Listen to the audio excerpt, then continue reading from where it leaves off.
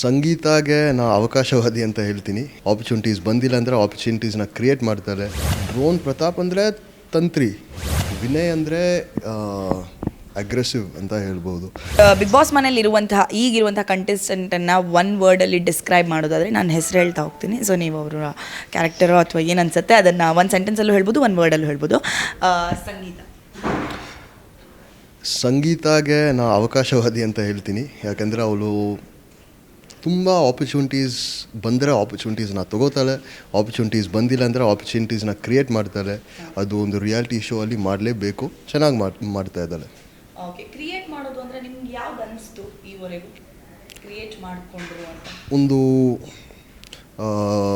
ಆ first incident, ಆ ವಿನಯ್ ಜೊತೆ ನಡೆದಿದ್ದು ಆ ಬ್ಯಾಂಗಲ್ಸ್ ಇನ್ಸಿಡೆಂಟಲ್ಲಿ, ಅದರಲ್ಲಿ ಅವಳು ಆ ವಿನಯ್ಗೆ ಕಾರ್ತಿಕ್ ಫೈಟ್ ಮಧ್ಯದಲ್ಲಿ ಬಂದು ಅವಳು ಭಾಗವಹಿಸೋಕ್ಕೆ ರೀಸನೇ ಇಲ್ಲ, ಬಟ್ ಬಂದಳು. ಆ್ಯಂಡ್ ಅದು ಅವಳಿಗೆ ಅದೊಂದು ಒಳ್ಳೆ ಮೂಮೆಂಟ್ ಆಯಿತು.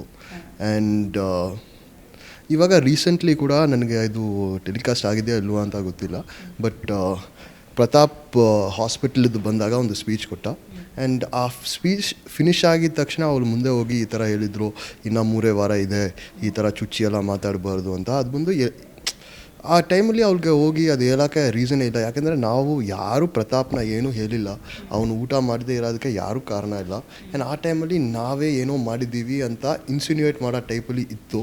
ಸೊ ಅದು ನನಗೆ ಸರಿ ಅನಿಸ್ಲಿಲ್ಲ. ಸೊ ಅದು ಒಂದು. ಓಕೆ, ಸೊ ಇನ್ನು ಡ್ರೋನ್ ಪ್ರತಾಪ್ ಅಂದರೆ ತಂತ್ರಿ, ಒಳ್ಳೆ ಚೆನ್ನಾಗಿ ಆಡ್ತಾ ಇದ್ದಾನೆ. ಅದು ಜನಗಳಿಗೆ ಏನು ಇಷ್ಟ ಆಗುತ್ತೆ ಅಂತ ಗೊತ್ತಾಗಿ ಆಡ್ತಾ ಇದ್ದಾನೆ.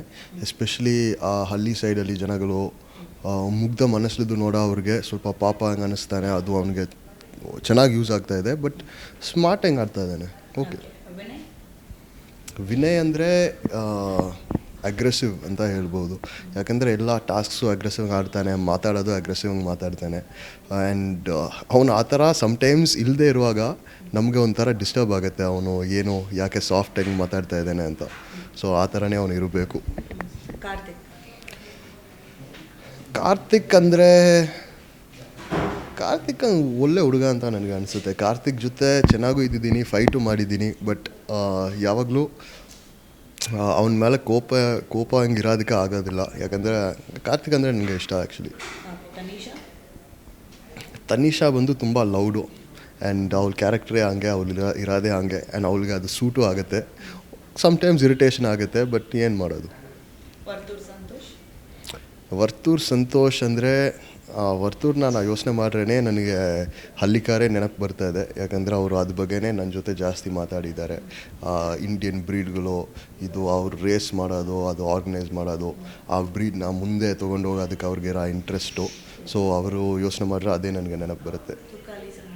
ತುಕ್ಕಾಲಿ ಅಂದರೆ ಕಾಮಿಡಿನೇ. ನಾ ತುಕ್ಕಾಲಿದು ಇಲ್ಲಿದ್ದು ಎಷ್ಟು ನಕ್ಕಿದ್ದೀನಿ ಈ 90 ದಿನದಲ್ಲಿ, ಲೈಫಲ್ಲಿ ಅಷ್ಟು ನಕ್ಕಿದ್ದಿಲ್ಲ ಅಷ್ಟು ಕಂಟಿನ್ಯೂಸ್ ಹಂಗೆ. ಸೊ ಡೆಫಿನೆಟ್ಲಿ ಅದೇ. ಸೊ ಇನ್ನು ಬಿಗ್ ಬಾಸ್ಗೆ ಹೋದ ತಕ್ಷಣ ಕೆಲವೊಂದಿಷ್ಟು ವಾರಗಳಾದಮೇಲೆ ಸ್ಟಾರ್ಟ್ ಆಗೋದು ಟ್ರೋಲ್ಸು, ಮೀಮ್ಸು ಅಥವಾ ಏನಾದರೂ ಮಾಡ್ತಾರೆ. ಸೊ ವಿನಯ್ಗೂ ಕೂಡ ನಾವು ನೋಡಿದ್ವಿ, 35 ಕಂಪ್ನಿ ಓನರ್ ಅಂತ ಹೇಳಿದ್ದು ಎಲ್ಲ ಅವ್ರ ಹೆಸರು ಫೋಟೋಗಳನ್ನ ತೆಗೆದು, ಅದು ಟೇಲರ್ ಶಾಪ್ ಆಗಿರ್ಬೋದು, ಬೇರೆ ಬೇರೆ ಜ್ಯೂಸ್ ಶಾಪ್ ಆಗಿರ್ಬೋದು, ವಿನಯ್ ಇರುವ ಹೆಸರನ್ನು ಕೊಲ್ಯಾಜ್ ಮಾಡಿ ಇದೇ ನಾನು ನಿಮ್ಮ 35 ಕಂಪ್ನಿ ಅಂತ ಸಖತ್ ಟ್ರೋಲ್ ಮಾಡ್ತಿದ್ರು.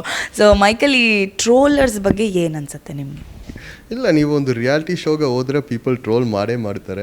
ಆ್ಯಂಡ್ ಒಂದು 24 hours ರೆಕಾರ್ಡ್ ಆದ ಶೋ ಅಲ್ಲಿ ನೀ ಏನೋ ಒಂದು ನೆನಪಲ್ಲಿ ಹೇಳಿರ್ತೀಯ, ಅದು ಅವ್ರು ತೊಗೊಂಡು ಟ್ರೋಲ್ ಮಾಡೇ ಮಾಡ್ತಾರೆ. ನಾವು ಅದು ಮಾಡಲೂಬೇಕು. ಯಾಕಂದರೆ ಬ್ಯಾಡ್ ಪಬ್ಲಿಸಿಟಿ ಅಂತ ಏನೂ ಇಲ್ಲ. ಎಲ್ಲ ಪಬ್ಲಿಸಿಟಿಯೇ. ಒಳ್ಳೆ ರೀತಿಯಲ್ಲಿರ್ಬೋದು, ಕೆಟ್ಟ ರೀತಿಯಲ್ಲಿರ್ಬೋದು. ಇನ್ನೂ ಜಾಸ್ತಿ ಜನಗಳಿಗೆ ನೀ ಯಾರು ಅಂತ ಗೊತ್ತಾಗುತ್ತೆ. ಸೊ ಒಳ್ಳೆಯದೇ.